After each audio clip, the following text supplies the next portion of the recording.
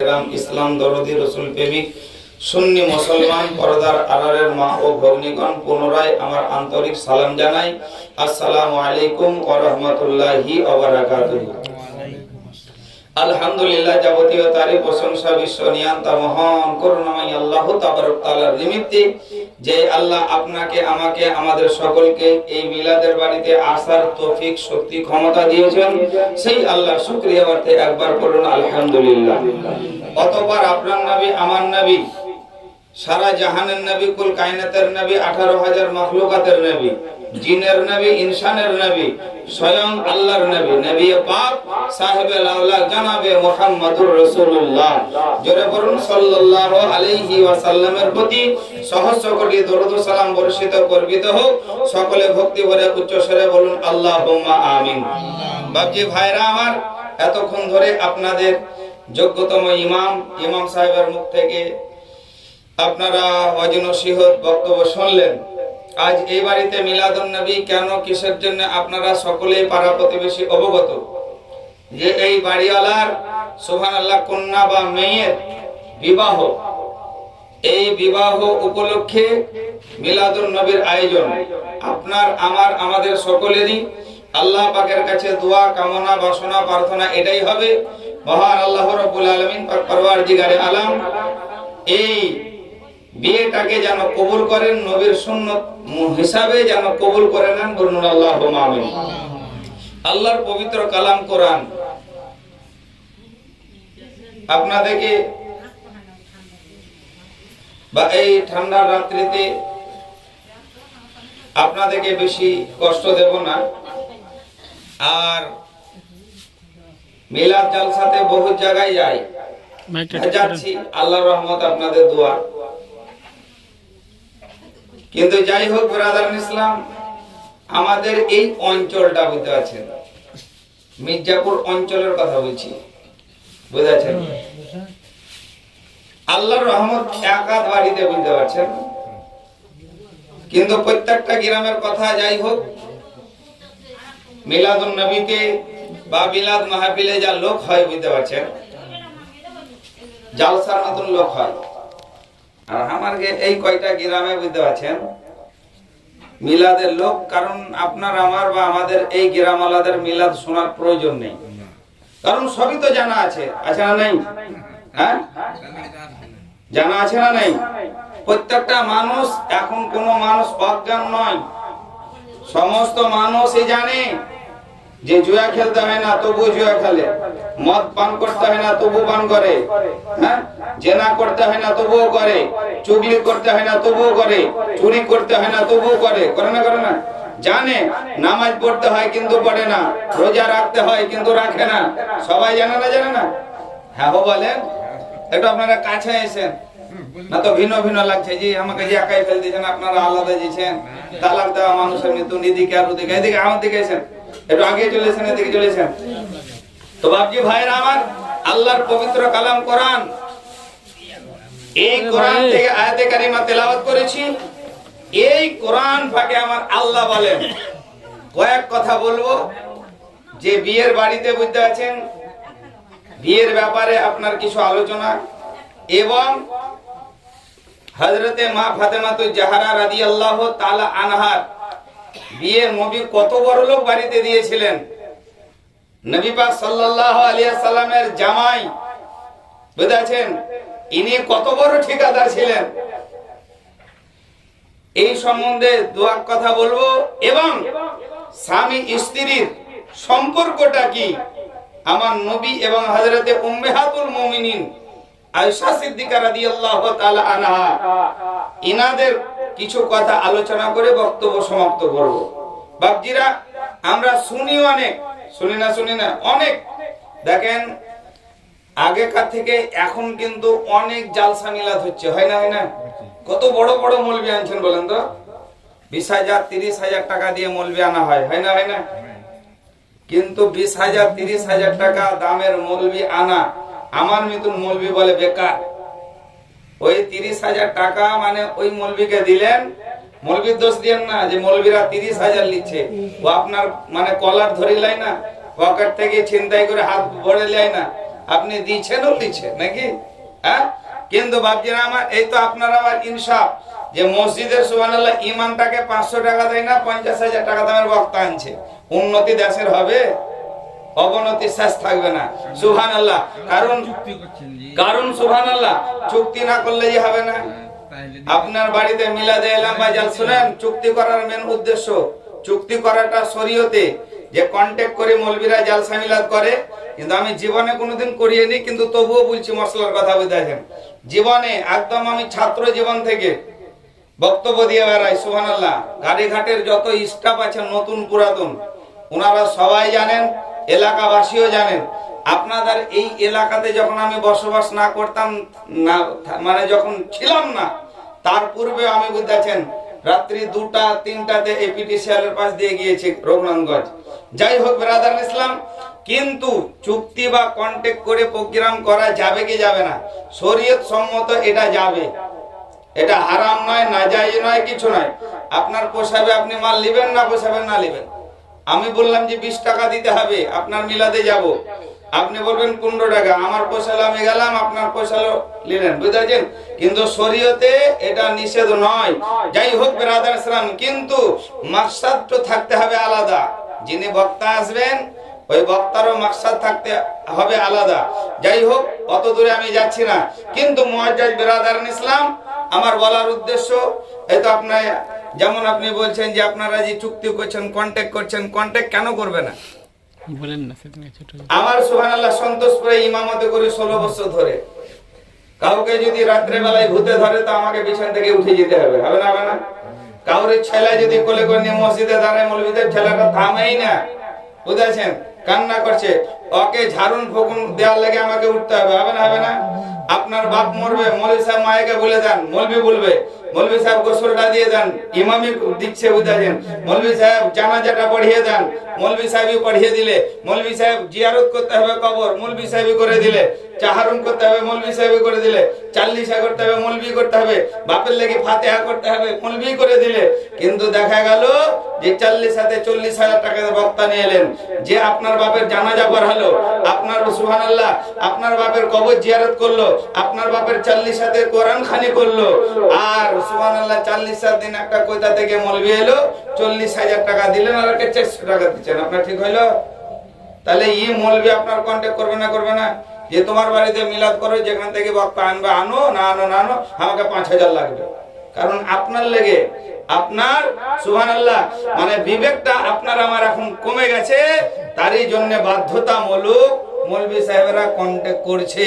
যদি আপনার বিবেক থাকতো যে এত দূর থেকে এসেছি, আমি এই স্টেজে বলছি, বুঝতেছেন, আমার বাড়ি বীরভূম ডিস্ট্রিক্ট বোনা গ্রাম, বুঝতেছেন, তা আমি আমার গ্রাম এলাকাতে, আমি আমার এলাকাতে মিলাদ জালসাতে খুব কম যাই, খুবই খেটেছি, বুঝতেছেন, ফ্রিতে। কথাটা শুনেন, যখন আমি থাকতাম, আমার গ্রামের লোক, পার্শ্ববর্তী গ্রামের লোক, বুঝতেছেন, বিলাসপুরের লোক, কালিকাপুরের লোক, বুনহার লোক আমার বাড়ি গেল, আমার বাপ আর মার কাছে গেল, তোমার বেটার ফোন নাম্বারটা দাও। তো কত চালাক মানুষ, বুঝতেছেন, আমার বাড়ির ফোন থেকে, আমার বাড়ির ফোন থেকেই ফোন করছে, তো নিজে নয়, আমার বাপকে দিয়ে করেছে যে তোমার বেটাকে ডাকো, অমুক দিন আমার মিলাদ হবে। আমি এইখান থেকে বুঝতেছেন বুনহা যাব, আপ ডাউন 70 কিলোমিটার রাস্তা, 35 দুগুণে 70 আপ ডাউন, বুঝতেছেন। তো 70 কিলোমিটার রাস্তা আমি বুঝতেছেন আপ ডাউন করছি। যে মিলাদের শেষে গ্রামের মৌলভীকে 500, আমি এখান থেকে গেলাম পিটিসিয়ালের এখান থেকে বুনহা, আমাকে 500। তোমার মিলাদে আমার যাওয়া ঠিক হবে? হ্যাঁ হ্যাঁ, তাহলে আমি কেন বলবো না যে 5,000 টাকা দিবেন? হ্যাঁ, যাই হোক বাবজিরা, মোহাব্বতের সহিত একবার দরুদে পাক করুন, আল্লাহুম্মা সাল্লি আলা সাইয়্যিদিনা মাওলানা মুহাম্মদ ওয়া আলা আলি সাইয়্যিদিনা মাওলানা মুহাম্মদ সাল্লাল্লাহু তাআলা আলাইহি ওয়াসাল্লাম। বিরাদার ইসলাম, আল্লাহর পবিত্র কালাম কোরআন, কোরআন পাকে মহান আল্লাহ রাব্বুল আলামিন ইরশাদ করলেন, এই কোরআনকে ভালো করে যদি আপনি আমি পড়ি, এই কোরআনকে যদি বুঝে সুঝে পড়ি, আল্লাহ কোরআন পাকে লিখেছে তারতিল এবং তাজবিদের সহিত তোমরা কোরআনকে পড়ো, কোরআনকে বুঝে সুঝে তোমরা কোরআন তেলাওয়াত করো।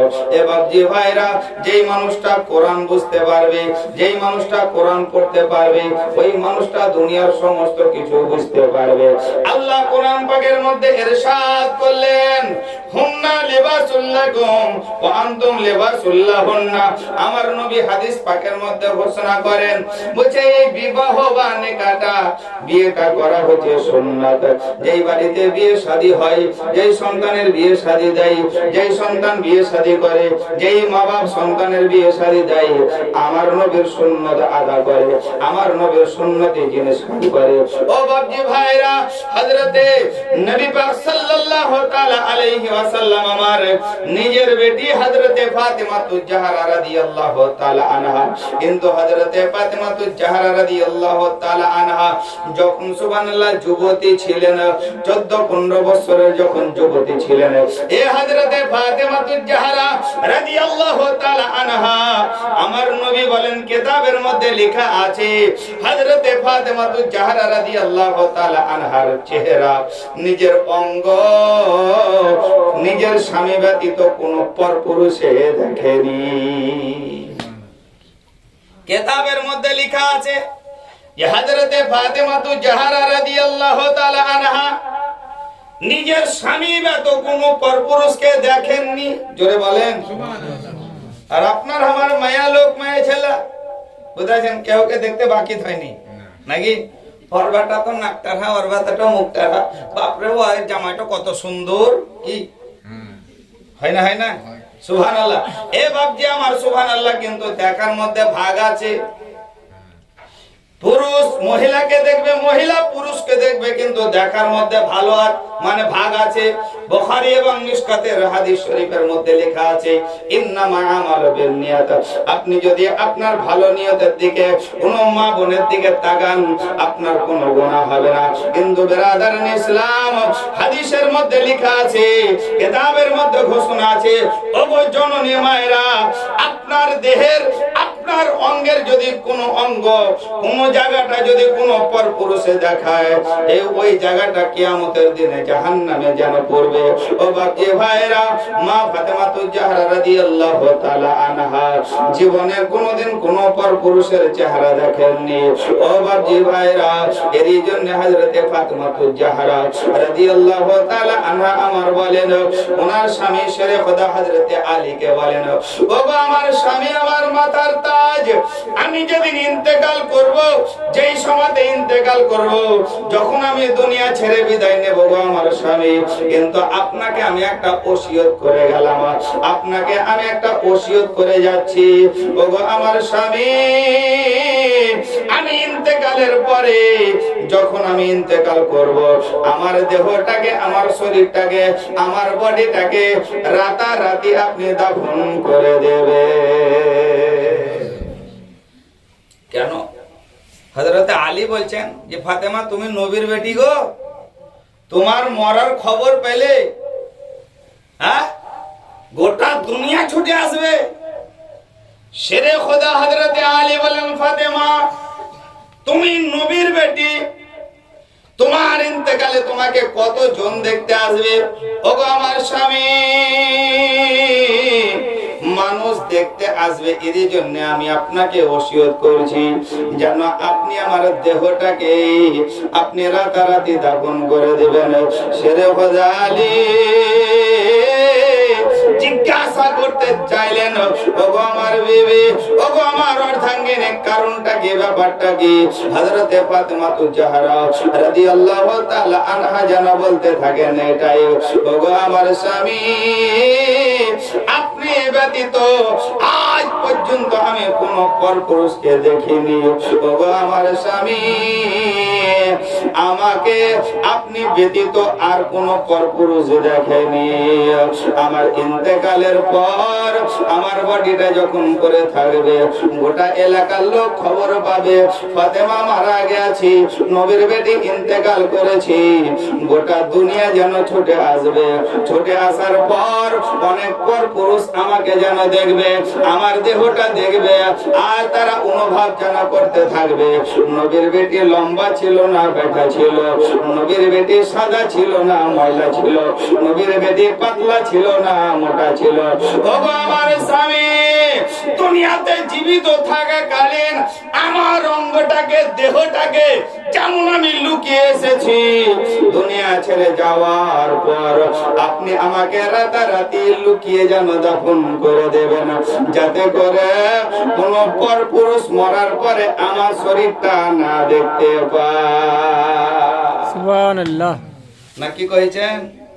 আর আপনার আমার ছেলে মেয়ে হ্যাঁ কোনখান বাকি নাই, হ্যাঁ পেট ঢাকছে তো পিটু দাম আছে না, কিন্তু সব মানা সব মহিলার কথা বলি না, 195টা হয়তো মায়েরা শুনলে হয়তো রাগ করবে, কিন্তু শুনেন এখন আমরা মৌলবি মসজিদে দোয়া করছি কিন্তু দোয়া কবুল হয় না কেন বলেন তো? কারণ পরিবেশ খারাপ, তো মৌলবির দোষ কি? হ্যাঁ এই বিরাদার ইসলাম আগেকার সুবহানাল্লাহ দাদি দেখে দেখতাম, নানি দেখে দেখতাম সুবহানাল্লাহ, মাথাতে সুবহানাল্লাহ নতুন বউ বুঝাইছেন যেমন ঘুমটা দিয়ে বুঝাইছেন, একদম মুখ ঢেকে যেমন কাপড় দিত মাথাতে ঘুমটা করে বুঝাইছেন সুবহানাল্লাহ, এইরকম ভাবে কাপড় থাকতো। এখনো কিছু মুরব্বী মহিলাদের দেখা যায় সুবহানাল্লাহ, দেখা যায় যে ওইরূপ ভাবে তারা মাথা ঢেকে রাখে। কিন্তু বাপজিরা আমার সুবহানাল্লাহ, ওই সমস্ত মহিলারা আপনি পিছনে দেখেন আপনার দাদিকে, আপনার নানিকে, আপনার বড় আম্মাকে, আপনার মাকে সুবহানাল্লাহ বিরাদার ইসলাম, এরা ঘুমটা দিত। পরপুরুষকে যদি দেখতে বুঝতে পারছেন তাহলে ঘুমটাটাকে দাঁতে কামড়িয়ে ভালো করে ধরতো, যাতে করে মাথা থেকে কাপড়টা না হিলে যায় নাকি। রাস্তা দিয়ে সুবহানাল্লাহ কোন নামাজি লোক, দাড়িওয়ালা লোক, মৌলবি লোককে যদি দেখতো তো রাস্তা থেকে নিচে নেমে যেত, কিন্তু ঘুমটাটাকে দাঁতে কামড়িয়ে ধরে থাকতো, থাকতো না থাকতো না। আর এখন মৌলবি জাকার, মুসল্লি জাকার, হাজি জাকার, গাজী জাক বুঝতে পারছেন, পারে না যে ওকে ধাক্কা দিয়ে চলে গেছে বুঝতে পারছেন। যাই হোক হয় না, হয় না, হ্যাঁ সুবহানাল্লাহ বিরাদার ইসলাম। যাই হোক, কিন্তু মা সুবহানাল্লাহ দুনিয়াতে নবী আমার বললেন যে দুনিয়া ও আখিরাতুল মাজরা, দুনিয়াটা হচ্ছে আখিরাতের বাজার। এই দুনিয়া থেকে আপনার আখিরাতের বাজার করে নিয়ে যেতে হবে, আপনার আমল নামাটা সুবহানাল্লাহ নেকিতে পরিপূর্ণ করে নিতে হবে। আসুন বাপজি ভাইরা আমার, আমি বলতেছিলাম এটাই, বিশ্ব নবী আকা মুস্তাফার সুবহানাল্লাহ নবীর বেটি যখন নবীর সুবহানাল্লাহ অধীনে ছিলেন, নবীর কাছে ছিলেন, বাপের বেটি বাপের বাড়িতেই থাকবে।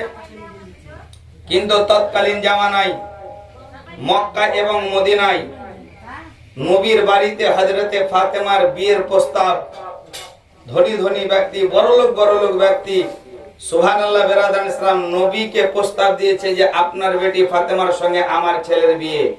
কিন্তু কিতাবে লেখা আছে যে নবী আমার কোন বড়লোক বাড়ির প্রস্তাব কবুল করেননি, বলে বলেন। আর আপনি আমি বড়লোক না হলে দিবই না নাকি। জামাই যা করছে করুক, গাওয়া দেখে লাভ নাই। নামাজ পড়ছে কি পড়ে না, পেশাব করে পানি লিছে গেলাই না বুঝতেছেন, ও দেখে লাভ নাই। জামাইয়ের বাপের কি আছে, জামাই কি করে না, তো চেন্নাই ঠিকাদার, সর্বনাশ নাকি। তাহলে যদি একটা ঠিকাদার পাইলে বা কন্ট্রাক্টর বুঝতেছেন, তা আপনার আমার সুবহানাল্লাহ করে কপাল মানে খুলে গেল, না জানি কি পেয়ে আছেন। কিন্তু আপনার আমার মনে কোনোদিন জাগলো না যে একটা নামাজি জামাই খুঁজি।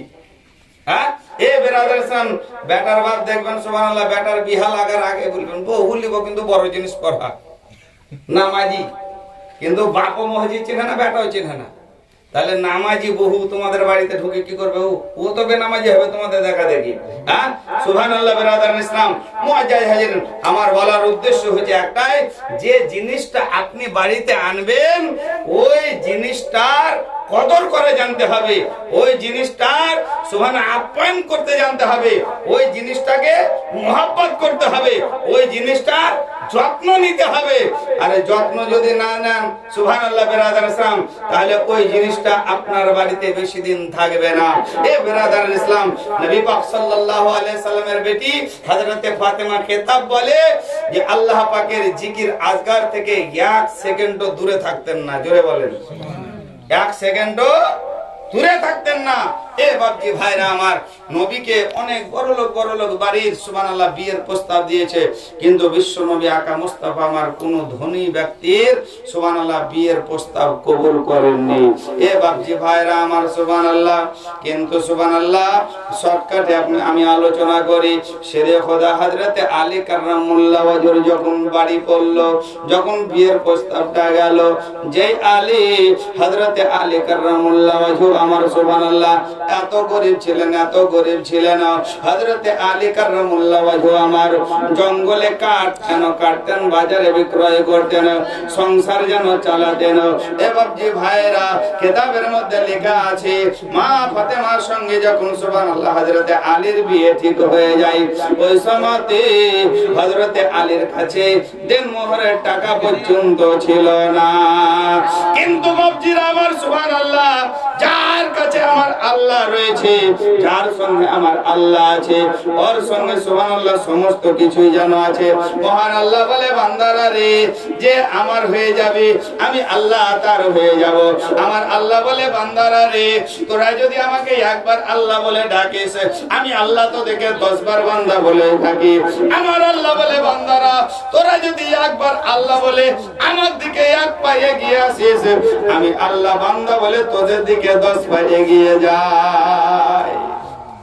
হযরতে আলীর বিয়ের প্রস্তাবটা গেল, নবী আমার সুবহানাল্লাহ দেখলেন এত বড় বড় ধনী বাড়ির যেন বিয়ের প্রস্তাব এসছে, কথা এসছে, কিন্তু এমন বিয়ের মানে প্রস্তাব এলো আলীর, যে আলী এত অভাব গরিব আলী। আমার নবী পাক সাল্লাল্লাহু আলাইহি সাল্লাম আমার বলেন, টাকা পয়সার দিক থেকে আলী গরিব হতে পারে, কিন্তু আলী ঈমানের দিক থেকে যেন বড় লোক। জোরে বলেন আলী ঈমানের দিক থেকে বড় লোক। এই আলীর মতো সুবহানাল্লাহ মানে জামাই মানুষ লোক পাওয়া মুশকিল আছে। নবী আমার বললেন যে আমার ফাতেমার উপযুক্ত স্বামী হযরতে আলী হবে। জোরে বলেন সুবহানাল্লাহ। বাপজি ভাইরা আমার সুবহানাল্লাহ, মা ফাতেমা তো জাহরা রাদিয়াল্লাহু তাআলা আনহার সঙ্গে সুবহানাল্লাহ হযরতে মা ফাতেমার যেন আলীর সঙ্গে যেন বিবাহ হয়ে গেল। আর বিবাহ হয়ে যাওয়ার পর হযরতে আলী কাররামুল্লাহ ওয়াজহু আমার সুবহানাল্লাহ সংসারে এত অভাব, কিন্তু বাপজি ভাইরা আমার হযরতে আলী কাররামুল্লাহ ওয়াজহু আমার বলেন, দো জাহানের বাদশা নবীর বেটির সঙ্গে আমার বিয়ে হয়েছে, কিন্তু আমি এমনই হতভাগা, আমার স্ত্রী ফাতেমাকে আমি 2 বেলা 2 মুষ্টি ভালোভাবে যেন খেতে দিতে পারিনি। হযরতে আলী কাররামুল্লাহ ওয়াজহু আমার বলেন, আমার নবীর বেটির সঙ্গে বিয়ে হয়েছে, দো জাহানের বাদশার বেটির সঙ্গে বিয়ে হয়েছে, কিন্তু আমি আমার ফাতেমাকে নতুন কাপড় আমি যেন পরাতে পারিনি। ও বাপজি ভাইরা গো, হযরতে আলী বলে, নবীর বেটি হয়ে আমার স্ত্রী হযরতে ফাতেমা কালি দেওয়া কাপড় যেন ব্যবহার করত। একদিন নবী আমার সাজদাতে মাথা দিয়েছেন, উম্মতের জন্য কান্না করছেন আল্লাহর পাকের কাছে। সাহাবা বর্বরা বলছেন যে 3 দিন ধরে নবী আমার মসজিদে নববীতে আসেননি, কিন্তু বাপজিরা আমার নবী যেখানে যেতেন সাহাবা বর্গরা ওই জায়গাতে পৌঁছে যেতেন। জোরে সুবহানাল্লাহ বলেন। কাউকে জিজ্ঞাসা করতে হতো না, কাউকে জিজ্ঞাসা করার প্রয়োজন ছিল না। নবী পাক সাল্লাল্লাহু তাআলা আলাইহি ওয়াসাল্লাম আমার যেই জায়গা চলে যেতেন, সাহাবাদেরকে না বলা করে সাহাবারা নবীর কাছে পৌঁছে যেতেন। আপনি বলবেন যে মৌলভী সাহেব কেমন করে ঠিকানা জানতে পারেন? কিতাবের মধ্যে লেখা আছে যে আমার নবী যেই রাস্তা দিয়ে চলতেন, যেই রাস্তা দিয়ে যেখানে যেতেন, সেই রাস্তাতে মুশকে আম্বারের চাইতেও সুগন্ধি বার হতো। জোরে বলেন সুবহানাল্লাহ। সেন ছুটতো, এই সেন সঙ্গে সাহাবা বর্বরা আমার নবীর কাছ পর্যন্ত পৌঁছে যেতেন। জোরে বলেন সুবহানাল্লাহ। হযরতে আলী কাররামুল্লাহ ওয়াজহু এবং আরো সাহাবারা দেখলেন যে নবী আমার 3 দিন থেকে মসজিদে আসেন না। বিশ্ব নবীকে খোঁজাখুঁজি করতে শুরু করে দিলেন। খোঁজাখুঁজি করতে দেখা যায় একটা মরুভূমির উপর দিয়ে চলে গেলেন। মরুভূমিকে যেন জিজ্ঞাসা করে, মরুভূমি বলে যে আমার উপর দিয়ে নবী গিয়েছে, কিন্তু নবীর পায়ের রেখা পড়েনি। নবীর কায়া ছিল কিন্তু ছায়া ছিল না। জোরে বলেন। আপনাকে আমাকে সালাম দেওয়া হয়, শুনেন, মিলাদ জালসা গালে শুনলে হবে না, কিছু শিক্ষার জিনিসও শুনতে হবে। যেমন আপনাকে আমাকে সালাম দেয় আসসালামু আলাইকুম, কাপ মিম পেশ কুম নাকি, কয় হস্ত মকুম নাকি, সুবহানাল্লাহ। তো আপনাকে আমাকে কুম শব্দের অর্থ বহুবচন। তা আপনি আমাকে সালাম দিচ্ছেন আর বহুবচন মানে জামার শেখা ব্যবহার করছেন কেন? কারণটা কি? আপনি তো আমি আপনাকে একাই সালাম দিচ্ছি আসসালামু আলাইকুম, যখন একাই রাস্তায় আসছেন আমি আপনাকে সালাম দিলাম আসসালামু আলাইকুম, আপনি অপরকে দিচ্ছেন আসসালামু আলাইকুম, বুঝতে পারছেন? তাহলে আপনাকে আমাকে কুম শব্দ মানে বহুবচন, মানে সবাই, অনেক। তো আপনি একাই আছেন আবার অনেক জনার সালাম দিচ্ছে, কারণটা কি? ভালো করে মনে রাখবেন। আর নবীকে যখন আপনি সালাম দিবেন তখন কি বলবেন? আসসালাতু আসসালামু আলাইকা ইয়া রাসূলুল্লাহ, আসসালাতু আসসালামু আলাইকা ইয়া হাবিবাল্লাহ। আপনি কোন বইয়ে দেখাতে পারবেন না যে আসসালাতু আসসালামু আলাইকুম ইয়া রাসূলুল্লাহ। নবীর জন্য কুম শব্দ ব্যবহার করা হয়নি, আর আপনার আমার জন্য কুম শব্দ ব্যবহার করা হয়েছে। আর মানেটা হচ্ছে এক। আপনাকে আমাকে কুম বলার উদ্দেশ্য হচ্ছে একটাই, আপনার আমার দুই কাঁধে দুইজন ফেরেশতা রয়েছেন। জোরে বলেন সুবহানাল্লাহ। আপনি মনে করিয়েন না যে আল্লাহ তো দেখতে পাই না, ঘরের ভিতরে ঢুকে পানি খাইলে রোজা দিনে টুটিটা তো ভিজায় নাকি, গলা শুকাই জ্বলছে টুটিটা ভিজায়, কেউ তো দেখতে পাবে না, ঘরের দরজা লাগাই দিলেন, দু ঘট খাই নিলেন নাকি। কিন্তু ঘরের ভিতরে তো আল্লাহ দেখা দূরের কথা, আল্লাহ পাক আপনার আমার অন্তরের খবর পর্যন্ত জানে। জোরে সুবহানাল্লাহ। তাহলে আপনি মনে করছেন যে আমি একাই ঘরের ভিতরে আছি, না, আপনার আমার তত্ত্বাবধানে আমার আল্লাহ কতজন ফেরেশতা নিযুক্ত করেছে জানেন? হায়াত থেকে রিজিক পর্যন্ত অনেক ফেরেশতা আপনার আমার জন্য আল্লাহ নিযুক্ত করেছে। যতদিন আল্লাহ দুনিয়াতে আপনাকে আমাকে রাখবে, ওই সমস্ত ফেরেশতা আপনার আমার কাজে নিযুক্ত থাকবে। আপনাকে আমাকে ছেড়ে কোন দিন পালাবে জানেন? যেদিন আপনি আমি অন্তিমকালে বিছানায় শুয়ে থাকব, সেই দিন সমস্ত ফেরেশতা এক এক করে আসবে আর আপনাকে সালাম দিবে, বলে তোমার সারা দুনিয়া খুঁজে দেখলাম, কোথায় তোমার রুজি নাই, মানে তোমার এবার মরণকাল। এই সালাম দিয়ে চলে গেল, বুঝতেছেন? তুমি এখন থাকো, আমি চললাম আল্লাহ দরবার। আবার আপনার সুবহানাল্লাহ হায়াতের যিনি হায়াত সুবহানাল্লাহ তত্ত্বাবধানে যেই ফেরেশতা, ওই ফেরেশতা এসে আপনাকে সালাম দিচ্ছেন। সালাম দেওয়ার পর আপনাকে বলছে সারা জগৎ খুঁজে আমি দেখলাম, কোন জায়গাতে তোমার শ্বাস প্রশ্বাস নেই, কোন জায়গাতে তোমার রিজিক নেই। এইরকম ভাবে একের পর এক সমস্ত ফেরেশতা আসবেন, আপনাকে সালাম দিয়ে চলে যাবে। বাপজিরা আমার সুবহানাল্লাহ। কিন্তু মুআজ্জাজ বিরাদার, আপনি আমি ঘরের ভিতরে ঢুকে গেলাম অন্ধকারে, মনে করলাম সুবহানাল্লাহ যে হয়তো কেউ নাই ঘরের ভিতরে, খেয়ে এলে চুরি করে এলে নাকি, কিন্তু না, সব সময় মনে রাখবেন আল্লাহ তো দেখছেন, কিন্তু আপনার দুই কাঁধে দুই ফেরেশতা, ওনারা খাতা কলমে লিখছেন। জোরে বলেন। আরে সিসি ক্যামেরা তো এই চালু হইলো 2-5 বছর 7 বছরে নাকি, হ্যাঁ? আপনি বুঝতে আছেন, খাটতে খাটতে ঠিকাদার হলেন, কন্ট্রাক্টর হলেন, বুঝতে আছেন সুবহানাল্লাহ। তারপরে দেখা গেল আপনার বাড়ির আন্টা কান্ডাতেও সিসি ক্যামেরা, বাথরুমেও সিসি ক্যামেরা, হ্যাঁ? এ বিরাদারান ইসলাম সুবহানাল্লাহ। আর কিন্তু আমার আল্লাহ বলে, বান্দারা তোরা দুনিয়াতে সিসি ক্যামেরা আবিষ্কার করলি, কিন্তু আমি যখন তোদেরকে দুনিয়াতে তোর মায়ের গর্ভ থেকে যখন দুনিয়াতে ছেড়ে দিলাম, ওই সময়তে আমি তোদের দুই কাঁধে দুটা সিসি ক্যামেরা স্বরূপ ফেরেশতা রেখে দিলাম। জোরে বলেন সুবহানাল্লাহ। নেকি করলেও লিখবে আর গুনাহ করলেও লিখবে, কিন্তু গুনাহ করলে অতক্ষণ পর্যন্ত লিখবে না। শুনেন, কথাতে কথা বাড়িয়ে দিয়েছে, বুঝতেছেন? আপনি আমি যদি ঘুমাই আর ঘুমাবার সময়তে যদি তোবা তিল্লা করে ঘুমাই, বলছে দুই কাঁধে দুই ফেরেশতা আছে, তো এই ফেরেশতা একজন নেকি লেখে আর একজন গুনাহ লেখে। তো যখন কোনো মানুষ নেকির কাজ করে নাই, সঙ্গে সঙ্গে কলমটা উঠিয়ে খাতাতে নেকিটা লিখে দেয়। জোরে বলেন সুবহানাল্লাহ। আর যখনই কোনো ওই মানুষটা কোনো গুনহার কাজ করবে, গুনহা লিখনেওয়ালা ফারিস্তা কলমটা উঠিয়ে যেমনই লিখতে যাবে, নেকি লিখনেওয়ালা ফারিস্তা বাধা দিবে, ভাই এখন লিখিও না। জোরে বলেন। জিজ্ঞাসা করলেন, ভাই আল্লাহ তোমাকে আর আমাকে ডান এবং বাম কাঁধে, একজনের নাম হচ্ছে কেরামান, অপরজনের নাম হচ্ছে কাদেবিন। মুখস্থ করিলেন। মিলাদ খালি শুনিয়েন না, সিন্নি খাইয়েন না, বুঝাছেন? এগুলো মুখস্থ করে কিছু রাখেন, কারণ মেলা মানুষের মুখে দেখা যায়, বুঝাছেন? হ্যাঁ, তোর নবীর নাম কি তো বলতে পারে না, হ্যাঁ, তোমার কলমা কি তো বলতে পারে না, নাকি? বুঝাছেন? কিন্তু এই যখন এই প্রসঙ্গে, যখন কিয়ামতের মাঠে যখন, বুঝাছেন, আপনার আমার কাছে যখন আল্লাহ মানে জবাবদিহি হতে হবে, আল্লাহ যখন চাইবে, তখন কুঠে তোর হয়ে যাবেন। এখন তো একবার বাপের, বুঝতে পারছেন, উঠে কোন ভোটার লিস্ট 2002 এর নাম আছে ঢুড়ি বের করছেন, দাদর প্রতি দলিল পাচ্চা আছে খুঁজে খুঁজে বার করছেন, নাকি? কত দূরে দূরে দূরে দূরে দূরে দূরে বুঝাচ্ছেন, পায়ের রক ঢিল হয়ে গেল, নাকি? তাও চান এমনি এমনি করছে।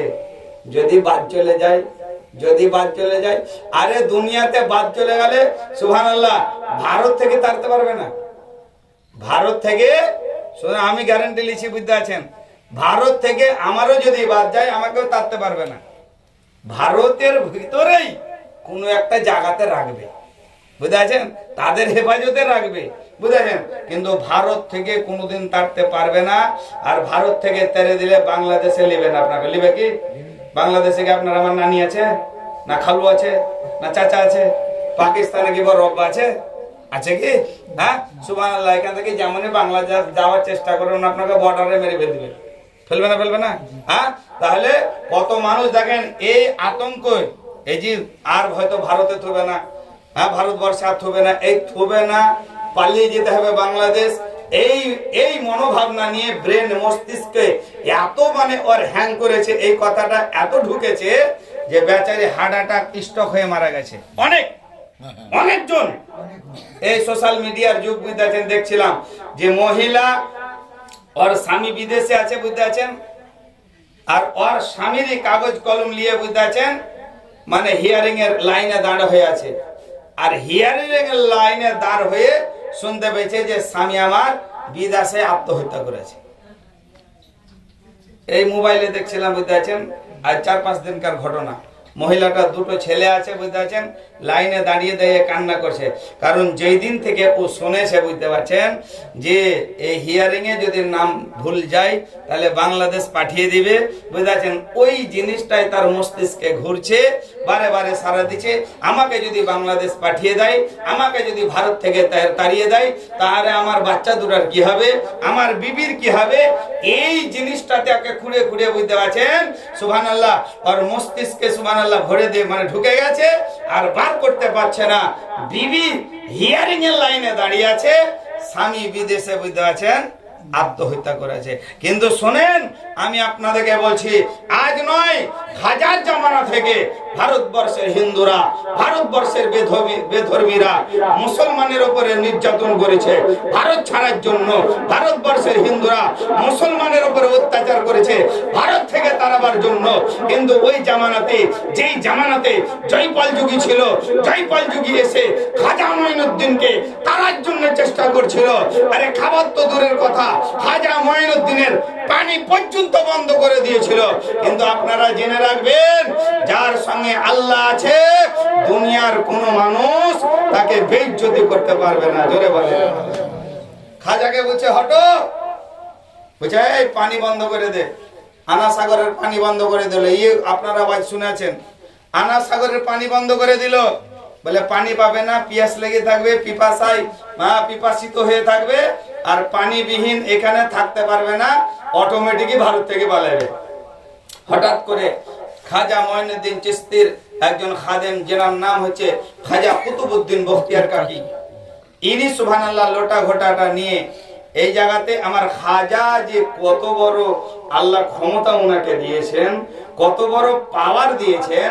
আর সুবহানাল্লাহ, এই ঘটনাটাকে যদি লক্ষ্য বা শুনেন বা দেখেন বা জানেন, তো এই ঘটনাতে বুঝতে পারবেন যারা আল্লাহওয়ালাদেরকে মানে না, আল্লাহর ওলিদেরকে যারা মানে না, সুবহানাল্লাহ বিরাদার ইসলাম, তারা তাদের আল্লাহর সঙ্গে কানেকশনটা কি ছিল বুঝতে পারবেন। এ বিরাদার ইসলাম, খাজা মঈনুদ্দিন আজমিরি সিন্ধির রহমাতুল্লাহ আলাইহি পানি বন্ধ করে দিল আনা সাগরের পাহাড়ে, মানে গার্ড দাঁড়িয়ে দিল, বুঝতে পারছেন, দিবারাত্রি গার্ড আছে। খাজার লোক যদি এসে, খাজা এসে পানি দিবি না, খাজা মঈনুদ্দিন খাজা কুতুবউদ্দিনকে ডাকে, খাজা কুতুবউদ্দিন এসো। হুজুর বলে এই ঘটিটা আমার নিয়ে যাও, আর এই ঘটিটা নিয়ে আনা সাগরে গিয়ে এক ঘটি পানি নিয়ে এসে ওযু করব। বাপজি আমার খাজা কুতুবউদ্দিন ঘটিটা নিলেন, খাজার ঘটি, এই কেরামতি ঘটি, বুঝতে আছেন। এই ঘটিটা নিয়ে আনা সাগরের দ্বারে গেলেন। আনা সাগরের পারে গিয়ে যেন দারোয়ান দাঁড়িয়ে আছে, আর দাঁড়িয়ে থাকার পর যখন খাজা কুতুবউদ্দিন দেখলেন যে হ্যাঁ দাঁড়িয়ে আছে, বলে এক লোটা পানি দাও। বলছে না, দেওয়া হবে না, আমাদের বাদশার হুকুম আছে, দেওয়া হবে না। এ বাপজি ভাইরা আমার, সুবহানাল্লাহ, আবার কেউ কেউ বলতে আছে যে না, বেশি তো নয়, এক কলসি তো নয়, এক বালতি নয়, এক ঘটি পানি নেবে, হ্যাঁ এক ঘটি পানি নেবে। কেউ কেউ বলছে দে, কেউ কেউ বলছে না, দিতে হবে না। এরকম করতে করতে দেখা যায় যে হযরত খাজা কুতুবউদ্দিন, সুবহানাল্লাহ, উনি পারমিশন পেয়ে নিলেন। একজন বলছে যে যা যা, বেশি তো নেবে না, এক ঘটি নেবে, এক ঘটি নিলে কিছু হবে না, এক ঘটিতে আর কতদিন যাবে বা কতদিন ওযু করলে তো শেষ হয়ে যাবে। হযরত খাজা কুতুবউদ্দিনকে পারমিশন দিলে, বলে যাও তুমি নাও গা। ও বাপজি ভাইরা আমার, আল্লাহ বলে বান্দারা যে আমার হয়ে যায়, আমি আল্লাহ তার হয়ে যাই। হযরত খাজা কুতুবউদ্দিন মুখতিয়ার কাকি রাহমাতুল্লাহ তাআলা আলাইহি ওই ঘটিটা নিয়ে গিয়ে আনা সাগরে যেমন ডুবিয়েছে, আনা সাগরের সমস্ত পানি খাজার ঘটিতে যেন ঢুকে গেছে। একজন চালাক মানুষ আছে, ও একেবারে হইতে পারে, যে মৌলবীদের খালি কথা কি বলবে না, বলবে না। যদি আল্লাহর ওলিরা মুর্দাকে জীবিত করতে পারে, তো আনা সাগরের পানি একটা ছোট্ট খেলনাতে কেন ভরতে পারে না, পারবে না? হ্যাঁ, এ বিরাদারান ইসলাম, আল্লাহ রাব্বুল আলামিন পাক পরওয়ারদিগার আলম কত শক্তি দিয়েছিলেন। যেমনই সুবহানাল্লাহ আনা সাগরে ঘটিটা ডুবালেন, আনা সাগরের সমস্ত পানি ঢুকে গেল। কিন্তু কেতাব বলে খালি আনা সাগরের পানি নয়, ওই আজমিরের ধরতিতে আনা সাগরের পানি, পুকুরের পানি, কুয়ার পানি, টিউবওয়েলের পানি, ট্যাপের পানি, সুবহানাল্লাহ বিরাদারান ইসলাম, ডাবের পানি, আনারসের, সুবহানাল্লাহ, আনারসের রস এবং আপেলের রস, আঙ্গুরের রস, মায়ের স্তনের দুধ, গায়ের স্তনের দুধ, সমস্ত কিছু ওই খাজার ঘটির মধ্যে চলে এলো। আল্লাহ রাব্বুল আলামিন আমার বলেন, কোরআন পাকে লেখা আছে, ওয়া তুইজ্জু মান তাশা ওয়া তুযিল্লু মান তাশা। আমার আল্লাহ যাকে ইজ্জত দান করেছে, সারা ভারতবর্ষ লেগে গেলে তাকে বেইজ্জতি করতে পারবে না। আমার আল্লাহ যাকে বেইজ্জতি করে দিয়েছে, গোটা দুনিয়া লেগে গেলে তাকে ইজ্জতের স্থানে আনতে পারবে না। কিন্তু আমার আল্লাহ খাজাকে ইজ্জত দান করেছে, খাজাকে শান সম্মান দান করেছে। হযরতে খাজা কুতুবউদ্দিন যেমন ডুবালেন, ওই আজমিরের ধরতিতে যত রকম পানি ছিল, মায়ের স্তনের দুধ, গায়ের স্তনের দুধ, সমস্ত কিছুর রস ওই খাজার ঘটির মধ্যে যেন ঢুকে গেল। আর তার বি খাজাকে, হ্যাঁ, এরা বুঝলো তাড়িতে মুসলমানকে, তার বি তো আই, সুবহানাল্লাহ, খাজা নিয়ে চলে গেল। সুবহানাল্লাহ, মানুষ সুবহানাল্লাহ পিপাসায় পিপাসিত, কুয়োতে যাচ্ছে, কুয়ো শুকিয়ে আছে, পুকুরে যাচ্ছে, পুকুরও শুকিয়ে আছে। এ বাপজি ভাইরা আমার, আঙ্গুরের থোকাতে সুবহানাল্লাহ হাত দিচ্ছে, একটা আঙ্গুর গিলা জিহ্বাতে দিয়ে যেন টুটিটা একটু ভিজাই।